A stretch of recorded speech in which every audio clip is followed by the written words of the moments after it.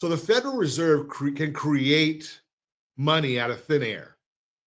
And basically what they do is they just say, okay, they're going to buy, the Federal Reserve is buying treasuries. So the US Treasury Department issues, short-term bonds, long-term bonds, notes, the whole bit. Well, who buys them? Well, a lot of people buy them, but one of the bigger buyers is historically is the Federal Reserve. And if they want to do that, they say, okay, we're going to buy this. They increase the size of their balance sheet. You and I can't do those kind of things, but they just increase the size of their balance sheet and they buy it.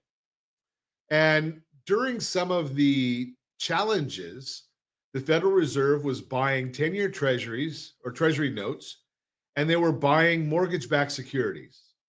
And as those instruments expire, then they run off. They have the opportunity to run off the balance sheet. Now they can expire by maturing, or in the case of mortgage-backed securities, maybe the consumer refinances.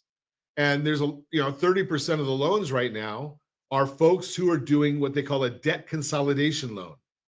If you haven't looked at our process of doing that, go to rsrlinks.com/2step, rsrlinks.com/2step. And you'll see how we talk about that. But 30% of the loans are done through this process. Well, what the Federal Reserve is doing is if a product would mature, or if a mortgage bond was cashed in, refinanced, or whatever, they would let it just fall off and reduce the size of the balance sheet.